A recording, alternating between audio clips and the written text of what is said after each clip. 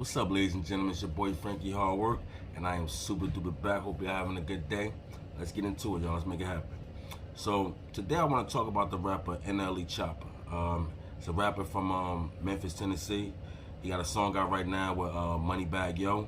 You know, they both from Tennessee, so it's the the hookup. He also a couple of days ago he had an incident with somebody at the airport. Good young man. Now I never heard this young man music before, but I listened to him. I seen him a lot. I seen him in a lot of things and stuff like that. He's also in the urbans and stuff like that. But I'm gonna get on further. So this clip I want to show y'all. I'm starting to see a thing. I'm starting to see a real theme in hip hop with the youngins. You know what I mean? With the young ones that got a lot of pressure. You know. So I'm gonna show this clip, and then I'm gonna speak about the theme that I'm talking about, because he speaks on something that I think a lot of people should listen to, and I think a lot of parents should pay attention to as well. A lot of parents need to pay attention to the youngest. So I'm gonna play this clip for you, and then I'm gonna come back with the rest of my commentary. I had a baby on the way. I'm a billion streams up. I got everything I need. Why am I still doing certain stuff that's street related or gang related? It just didn't make sense. It was odd because there's a lot of people that's dying or that's sitting in prison or that's, you know what I'm saying, not here no more, wanting the opportunity I had. And another thing, that was one thing, and then the flip of it was, not only was I doing stuff like that, but I also didn't feel the need to want to live anymore. So I'm like, you know what I'm saying, internally I didn't feel at peace with myself. I feel like my soul was overworking, like it just wasn't at peace. Like I could go to sleep, but I'd wake up the same way I went to sleep. Like it was never a type of peace in my life.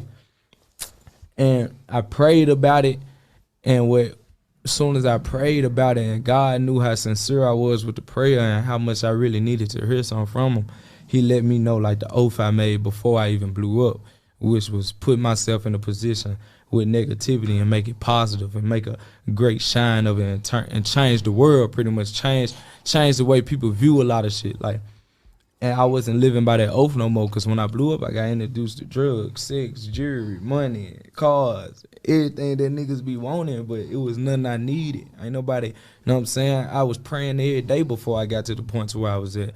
I lost track of my prayers. I wasn't praying every day. I used to say a set prayer every night before I went to sleep, before I blew. Before you blew up. I used to know exactly everything I used to say.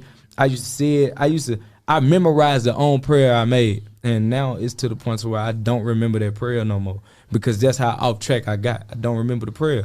But God came to me after I prayed that one night of me feeling so soulless, and he came to me, he came to me as me, not as like God. You know what I'm saying? He came to me as myself. He like, my nigga, you remember that prayer you said before you blew? You remember that oath you made with me?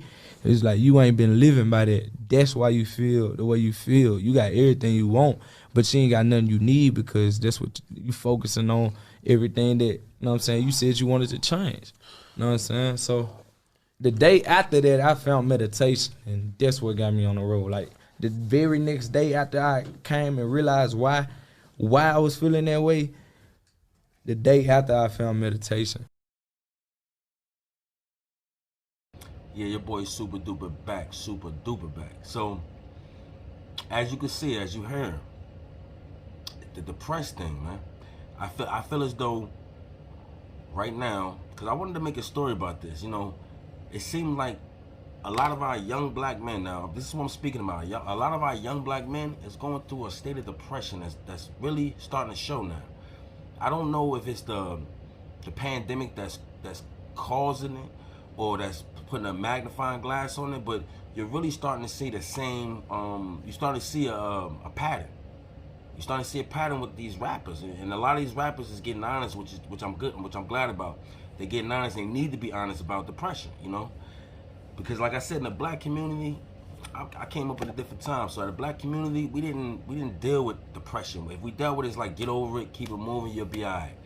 But now it's so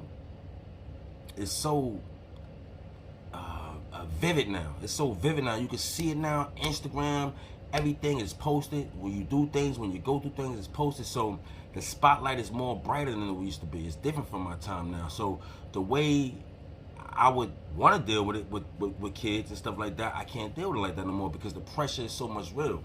And it took a lot of courage for him to come out and speak about that.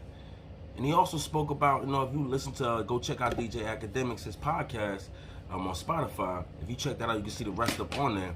But if you talk to that, if you watch the rest of that interview, he's a smart young man, and meditation got him on the right track. Maybe that's something that these youngins need to start. Maybe not just the youngins, but we took them out them right now.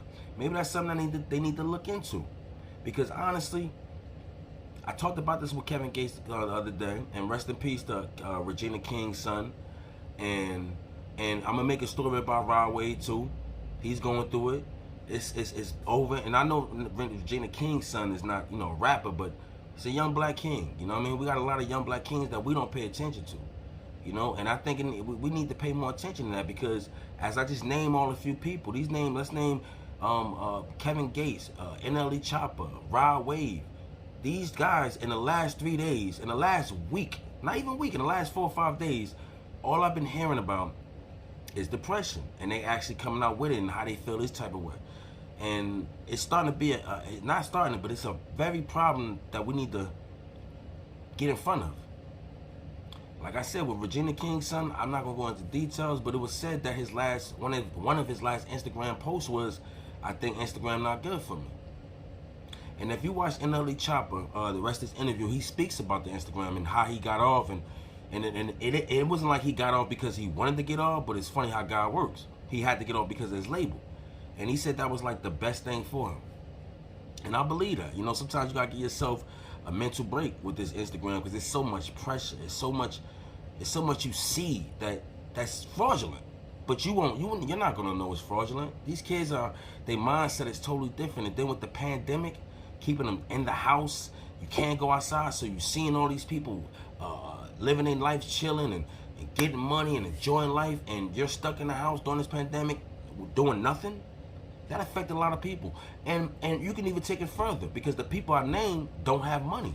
So think about that. I mean, the people I named have money, have fame and everything like that, and they still wasn't happy at a point until they got help with their mental. They gave themselves a mental break. Like I said, I spoke about Kevin Gates. Go check that video out. That's a very deep video. I'm gonna make another video about Rod Wave, because this is real. And like I said, spoke about Regina King's son. This is real. We so busy worrying about everybody else, but we forget about our young black kings. We forget about them, which is not right. We need to pay attention to them a lot more. I'm pretty sure there's a lot of women out there with sons. We tend to forget about them. We gotta show some more spotlights on our young kings. So I ain't gonna get on into it, but y'all let me know how y'all feeling. Y'all let me know, because I feel as though he's a brave young man for this. The guy, if you listen to his interview, go check it out on Spotify. On a record with DJ Academics. It's a great interview. Great interview. I'm not gonna lie. I never had no type of look for him, but now I got a higher respect for him. Not like I said I didn't have disrespect for him, but I have a higher respect for him. You understand? Go check that out, and I encourage you to watch. And I encourage you to actually, it might be some things in there that you might not agree with, but I encourage you to speak more with your kids and let them know, your sons in particular, and let them know. It's people out here that you might think super gangster that's going through the same thing. Same thing. So look out for y'all young kings, man. Pay attention. Y'all be good. It's your boy Frankie Hard Work. Like, comment, subscribe, share this video. Catch me on IG at Frankiehardwork1. And you can also catch me at hardworkuni_. Got some nice brands, this and that. Come check me out. We got some good flavors, all types of things. So I want y'all to be easy out there and pay attention. Be easy.